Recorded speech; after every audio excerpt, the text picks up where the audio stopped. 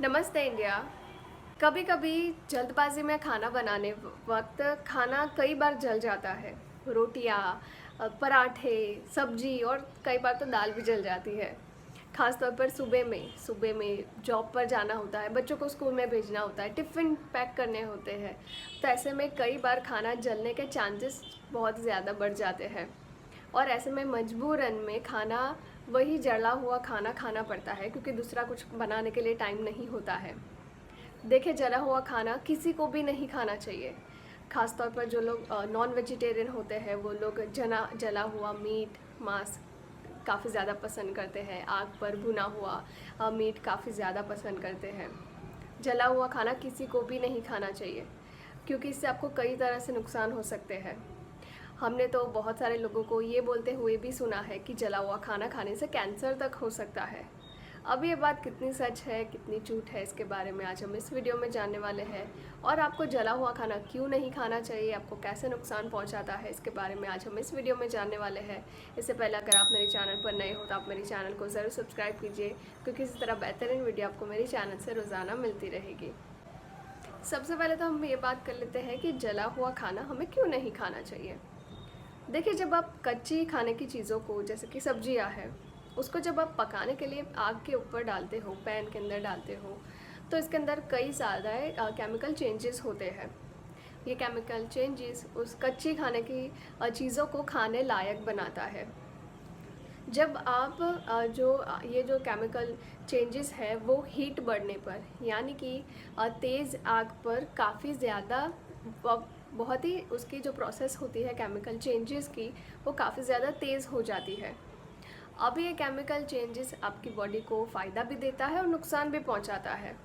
ये टोटली आपके ऊपर है कि आप खाने को किस तरह से पकाते हो। जैसे कि अगर आप खाने को बहुत ही ज़्यादा गला देते हो, बहुत ही ज़्यादा पका लेते हो, तो चांसेस है कि खाना जल जाता है, क्योंकि पका हुआ खाना जलने के टाइम पर आ ही जाता है, तो खाना जल जाता है। जब आप ऐसा गला हुआ और काफ़ी ज़्यादा जला हुआ खाना खाते हो, तो इसको पचने में काफ़ी ज़्यादा दिक्कत आती है, आपके मेटाबॉलिज़्म पर असर पड़ता है, क्योंकि वो खाना काफ़ी ज़्यादा टाइम लेता है। इसके अंदर न्यूट्रिशन ख़त्म हो जाते हैं, बिल्कुल भी पोषक तत्व नहीं बचते हैं। और साथ ही में जब खाना जल जाता है, कोई भी खाने की चीज़ जल जाती है, तो वो उसके अंदर एक्रिलामाइड यौगिक छोड़ता है, जो कि आपको कई तरह से नुकसान पहुंचाता है। अभी ये बात जो है कि एक्रिलामाइड यानी कि जो जला हुआ खाना, क्या उससे सच में कैंसर होता है, इसके बारे में हम थोड़ी बात कर लेते हैं।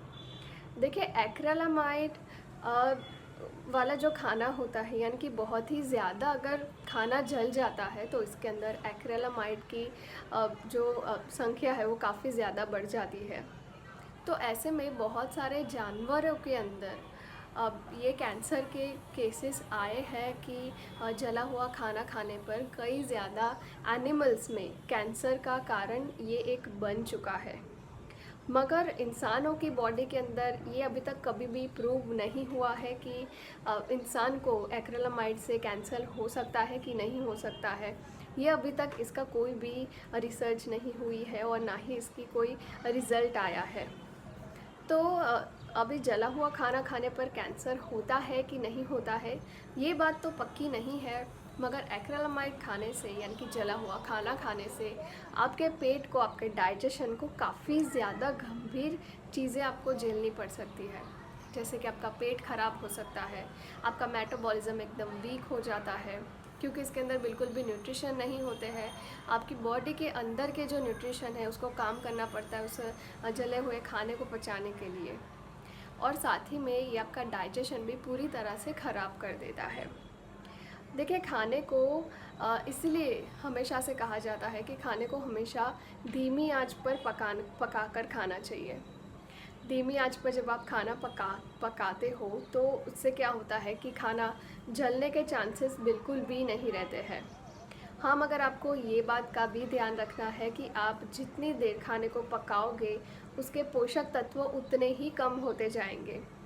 तो खाना पकाते वक्त ये बात का भी ध्यान रखना है कि खाना ज़्यादा गल ना जाए, या तो फिर ज़्यादा आग के ऊपर ना जाए, क्योंकि इससे खाने के पोषक तत्व ख़त्म हो जाएंगे और ये एक वेस्ट फूड बन के रह जाएगा। तो आपको खाना पकाते वक्त ये बात का भी ध्यान रखना है कि जो भी आप पका रहे हो वो हल्का भूरा रंग का हो जाए, हल्का एकदम ब्राउन रंग का हो जाए, यानी कि पूरी तरह से पक जाता है। तो आपको उसको आँच से उतार लेना है, यानी कि वो खाना पक गया है। फिर इसको और ज़्यादा कलर लाने के लिए आपको पकाने की ज़रूरत नहीं है, क्योंकि आप खाने को जितना पकाते जाओगे उसकी न्यूट्रिशन वैल्यू और भी कम होती जाएगी। इसीलिए पुराने ज़माने में मिट्टी के बर्तनों का इस्तेमाल किया जाता था। मिट्टी के बर्तनों में खाना जो जल जाता है उसके चांसेस काफ़ी ज़्यादा कम हो जाते हैं। मिट्टी के बर्तनों में खाना जल्दी से जलता नहीं है और काफ़ी ज़्यादा न्यूट्रिशनिस्ट भी रहता है, खाने में पोषक तत्व भी बने रहते हैं। देखिए, जो आग आग के ऊपर जो आप भून कर खाते हो, बारबेक्यू काफ़ी ज़्यादा फेमस है। बारबेक्यू में अलग अलग मीट को पकाया जाता है, भुना जाता है। और आजकल की जो लाइफ़स्टाइल चेंज हो रही है, जैसे कि नॉन स्टिक बर्तनों में हम खाना खाते हैं, तो उसकी जो कोटिंग है वो हमें नहीं पता है कि वो कोटिंग किस चीज़ की बनी है। अगर इसके थोड़े बहुत भी पार्टिकल्स आपके खाने के साथ मिक्स हो गए तो वो एक्रिलामाइड और भी ज़्यादा रिएक्शन पैदा कर सकता है, जिसका रिज़ल्ट काफ़ी ज़्यादा भयंकर आ सकता है।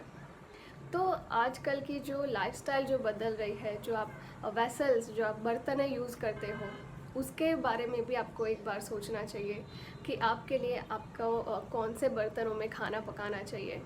मिट्टी के बर्तन काफ़ी ज़्यादा सेफ़ होते हैं खाने के लिए। बॉडी को किसी भी तरह से नुकसान नहीं पहुंचाता है, इसलिए हर किसी को जला हुआ खाना खाने से बचना चाहिए।